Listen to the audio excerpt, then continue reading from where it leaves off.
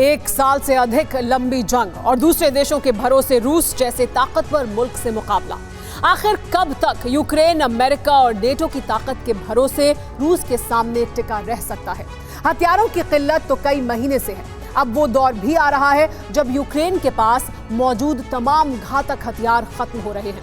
Ukraine के air defence को रूस ने खास स्ट्रैटेजी से खाली करवा दिया है। रूस अब हथियारों की सप्लाई वाले रूट पर मौजूद पुलों को उड़ा रहा है। यूक्रेन की वायुसेना ने चेतावनी दी है कि मई तक यूक्रेन को बारूद की भरपूर सप्लाई नहीं की गई तो रूस के हमलों से बच पाना मुश्किल हो जाएगा। नवंबर 2022 मिशन एयर डिफेंस।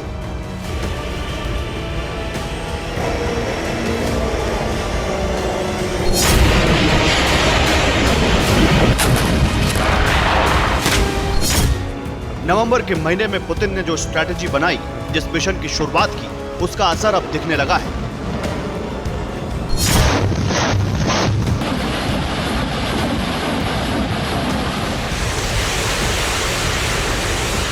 यूक्रेन का अभेद आसमानी कवच अब खत्म होने वाला है।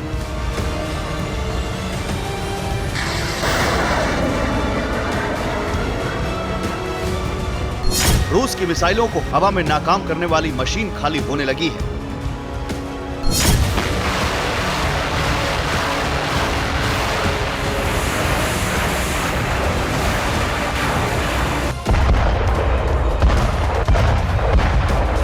आगे क्या होगा? यूक्रेन की सुरक्षा कैसे होगी? रूस के बॉम्बर्स और एयरक्राफ्ट्स को कैसे रोका जाएगा? यूक्रेन की सरकार के पास इसका कोई जवाब नहीं है।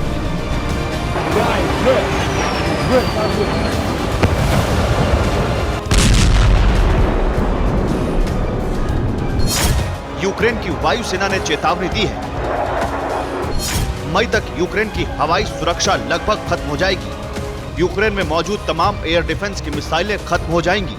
रूस की मिसाइलों को रोकने का इंतजाम खत्म होने वाला है। रूस आसानी से यूक्रेन पर हवाई हमला करने में कामयाब होगा। अमेरिका से यूक्रेन को हथियारों की सप्लाई को लेकर नए ऐलान हो चुके हैं, लेकिन वो यूक्रेन तक पहुंच सकेंगे या नहीं, ये भी अहम सवाल है।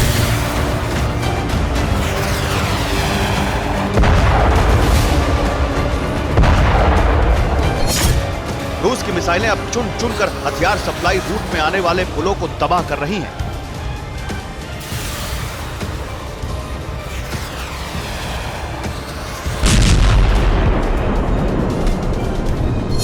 रूस की स्ट्रैटेजी क्या है और पुतिन के प्लान ने कैसे यूक्रेन के एयर डिफेंस को खाली कर दिया, ये आपको बताते हैं।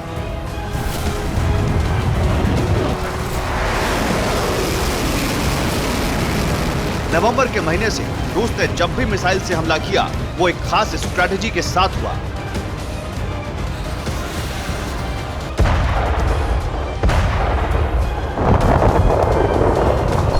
नेटो देशों की मदद से यूक्रेन के कई इलाकों में एयर डिफेंस की तैनाती है। रूस के फाइटर जेट्स एयर डिफेंस की वजह से यूक्रेन के कई इलाकों पर उड़ान नहीं भरते।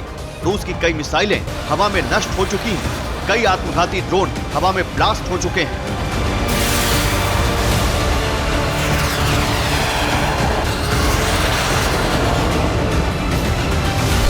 मिसाइल अटैक के दौरान रूस एक प्लानिंग के तहत हमले कर रहा है। रूस यूक्रेन पर इस्कैंडर और कैलिबर मिसाइल से हमले की शुरुआत करता था।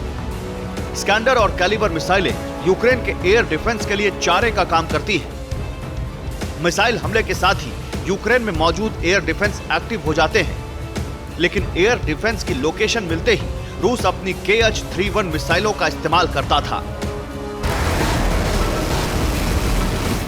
असल में रूस अपनी मिसाइल का इस्तेमाल सिर्फ एयर डिफेंस की लोकेशन के लिए ही करता था। एयर डिफेंस के एक्टिव होते ही रूस अपनी एंटी रेडिएशन मिसाइल को फायर करता था और एयर डिफेंस को ही निशाना बना लेता था। एंटी रेडिएशन मिसाइल हवा से दागी जाती है। मिसाइल एयर डिफेंस के रडार पर प्रहार करती है। रूस के पास KH-31 और KH-31P मिसाइलें हैं।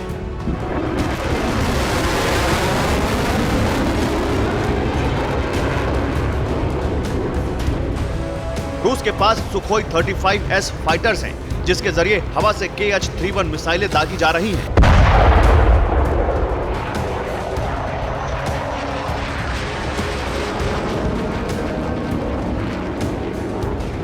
रूस ने इसके अलावा डमी मिसाइलों का भी इस्तेमाल किया।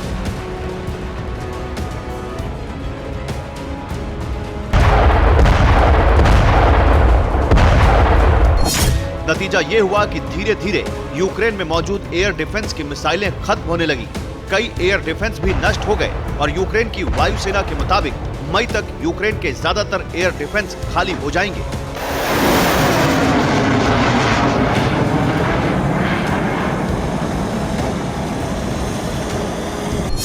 यूक्रेन को नासाम्स यानी national advanced surface to air missile system मिला है। स्पेन ने यूक्रेन को made in Italy Aspide air defence system की सप्लाई दी है। जर्मनी का IRIS-T एयर डिफेंस सिस्टम पहले से यूक्रेन की सुरक्षा में तैनात है।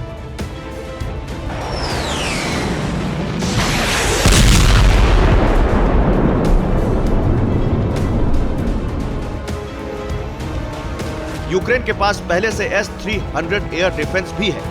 अब अहम स्ट्रैटेजिक पोजीशंस पर एयर डिफेंस की तैनाती है। सबसे बड़ी तैनाती राजधानी कीव में है।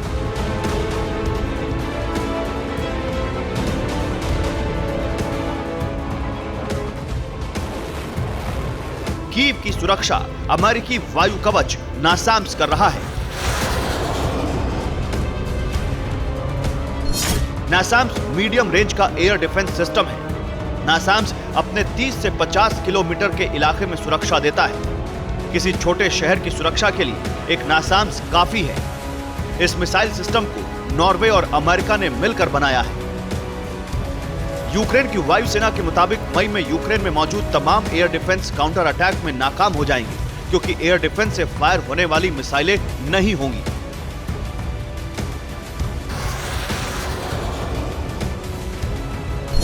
ऐसे में रूस के बॉम्बर और फाइटर जेट्स यूक्रेन में तबाही ला सकते हैं।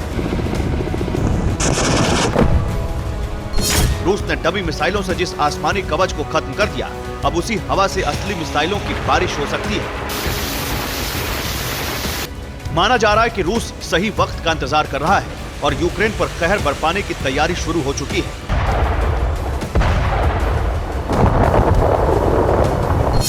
रूस डमी मिसाइलों और दूसरी मिसाइलों से एयर डिफेंस को खाली कर चुका है।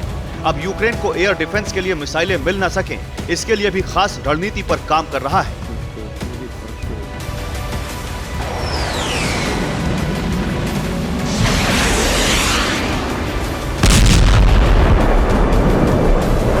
ये वीडियो देखिए। नदी पर बने एक पुल पर निशाना साधकर मिसाइल हमला किया जाता है।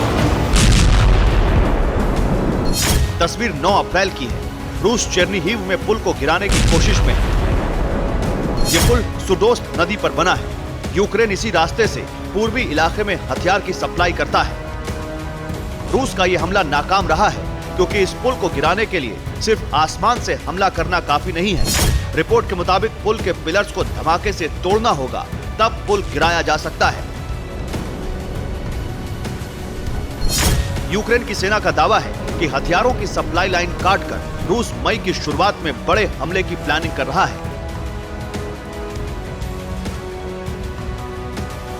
मई में अटैक के लिए रूस की सेना ने अभ्यास भी शुरू कर दिया है।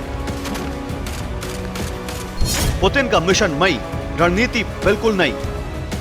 रशियन एयरबॉर्न फोर्सेस की यूनिट स्पेशल ऑपरेशन को अंजाम देने की प्रैक्टिस कर रही है। देखिए कैसे जमीन पर कमांडर ने मैप के जरिए वॉर की प्लानिंग को समझाया और फिर जवान अपनी पोजीशन पर चले गए। दुश्मन को घेरकर हमला करने के लिए फायरिंग का अभ्यास चल रहा है। आमने सामने की जंग के लिए बंकर में सर्च ऑपरेशन चलाने की भी ट्रेनिंग दी जा रही है। रूस की आर्मी पैदल किसी इलाके में जाकर दुश्मन को खत्म करने की ट्रेनिंग ले रही है। माना जा रहा है कि ट्रेनिंग के बाद इन जवानों को बाखमुत और ज़ैपोरिज़िया वाले इलाके में भेजा जा सकता है। इन दोनों जगहों पर रूस बड़े कॉम्बैट ऑपरेशन को लॉन्च कर सकता है। रूस की इन तैयारियों से अमेरिका भी सचेत है और रूस पर पलटवार की तैयारी चल रही है।